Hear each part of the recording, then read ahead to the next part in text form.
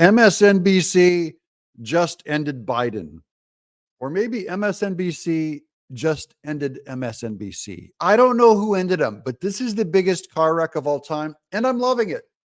They just immolated themselves. Suicide.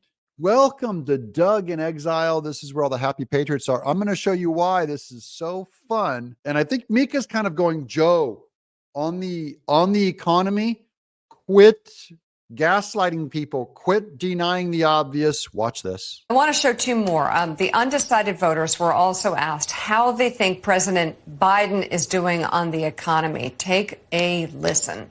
I think he's been absolutely disastrous for the economy. I agree. Raise your hand if you think President Trump's policies on the economy would be better for your family personally. It's unanimous. MSNBC went to, this looks like 08 anonymous undecided voters and said, how's the economy doing?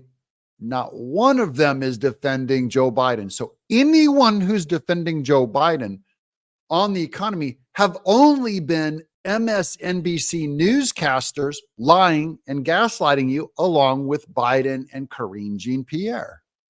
Raise your hand. All right. So that is everybody. Yeah. Oops. In case you, just to make sure we're not getting it wrong, guys. Okay. Biden is terrible. His economy is terrible. But I mean, we'll get a mixed one on this question. Okay. Who thinks Trump's policies will be, but every hand goes up. Every hand goes up. No matter how hard they try and clarify it and re-ask that question, it gets worse. President Biden argues that his economic record has been very good. He said President Trump's was not as good.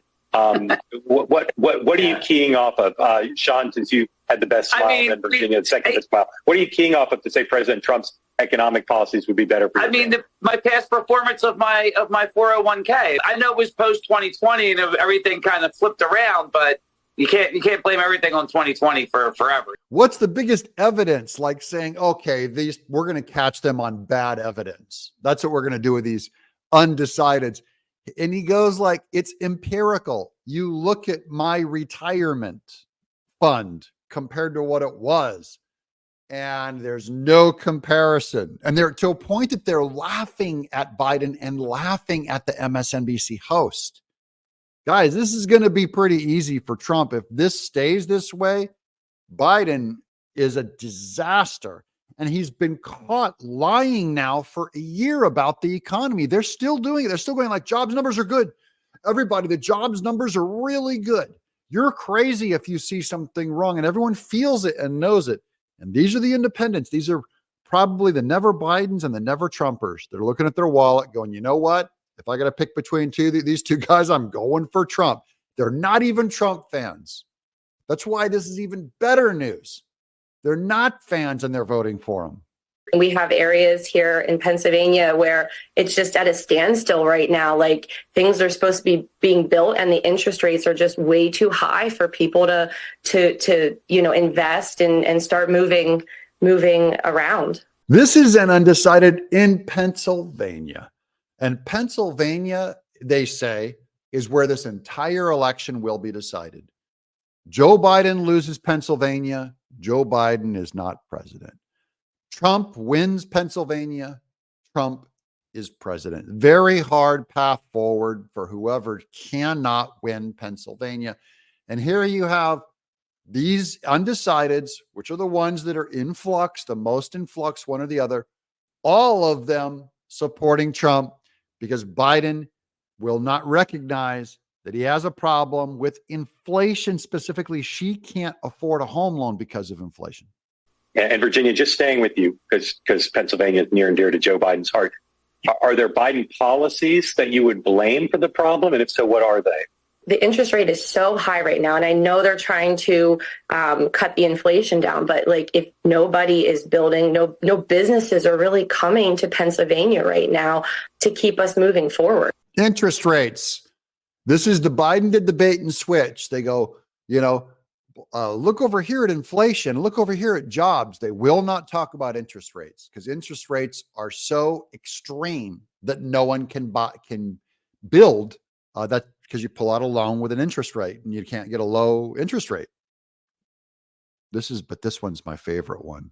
The hijab lady can't stomach Biden. She's just confused. Even if you're trying to buy a house, because I'm trying to become a first-time home buyer, the prices are so high right now. It's just hard. Now, remember, she was told all the last election, Trump hates people of color, Muslims, he's evil. And she's going like, look, I just want to buy a house and I can't buy one. So how's the guy that loves you treat you? How are you being treated by the guy that supposedly loves you? You feel loved? No. She's starting to go, I'm going to go to the guy that doesn't love me, because the guy that doesn't love me allows me to afford a house.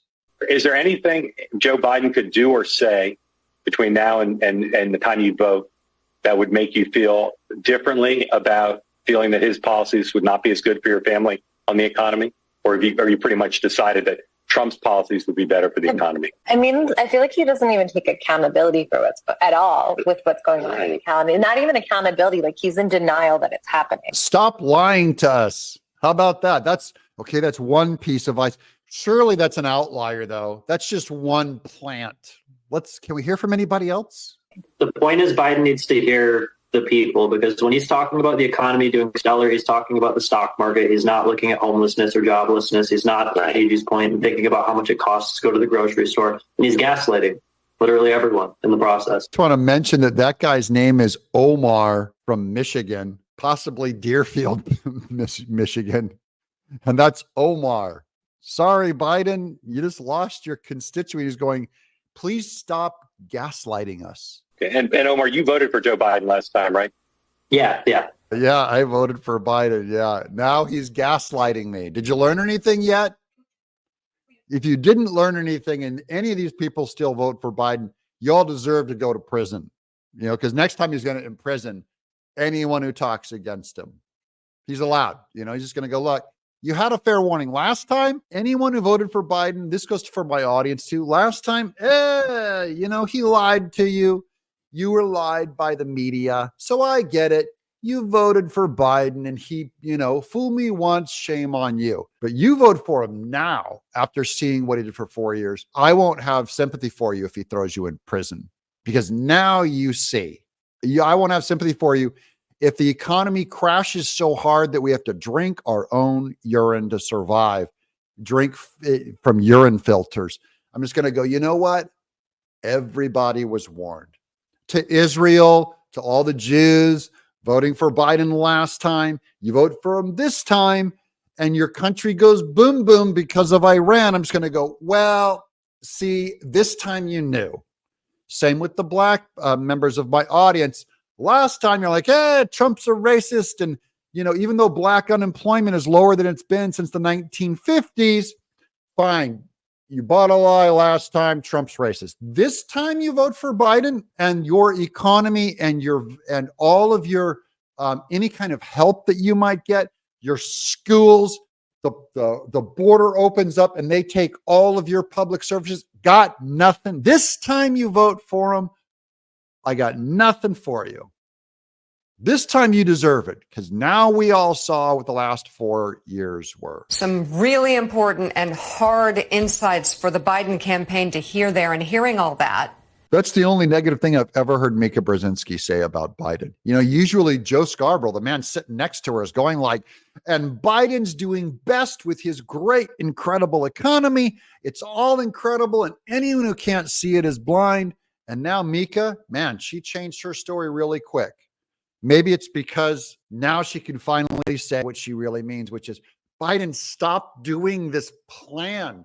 You keep doubling down on this stuff and you're going to lose. You might think things are pretty bad for President Biden. That was not good.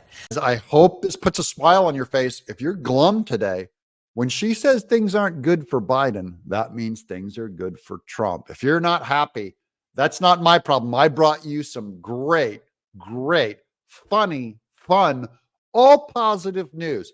It's all good news. I'm Doug in Exile.